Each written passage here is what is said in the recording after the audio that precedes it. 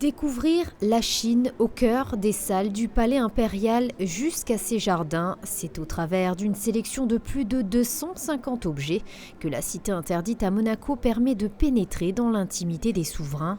Portraits, costumes d'apparat, mobilier, instruments scientifiques, tous ces témoignages comptent parmi les trésors nationaux.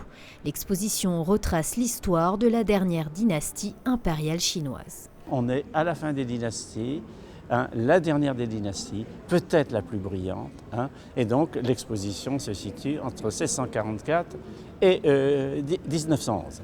Et on a pu avoir des œuvres à la fois de dimension exceptionnelle, ce qu'on ne prête pas toujours, parce que quand on visite cette exposition, on a des œuvres qui mesurent 4 mètres d'auteur, d'autres qui mesurent 14 mètres de longueur. Ça, c'est impossible ailleurs. Donc, au lieu d'avoir une vision de la cité interdite, réduite et muséale, on a une vision globale et générale. Et donc, on suit le circuit de la cité interdite.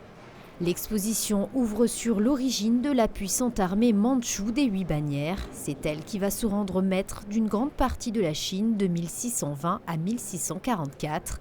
La civilisation mandchoue va asseoir son règne sur 3 valeurs, la dimension militaire, l'acceptation de la culture chinoise et l'ouverture sur l'Occident. Jean-Paul Desroches, passionné par la Mongolie depuis de nombreuses années, est particulièrement fier de cette partie de l'exposition.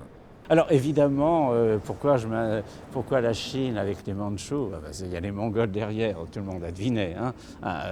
Finalement, le personnage peut-être le plus important de cette histoire qui a tout déterminé, c'est la femme du deuxième empereur qui était mongole. Donc, qu'est-ce que vous voulez?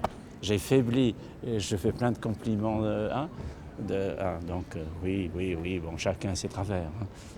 Je suis obligé de l'avouer. La cité interdite à Monaco est à découvrir jusqu'au 10 septembre prochain au Grimaldi Forum.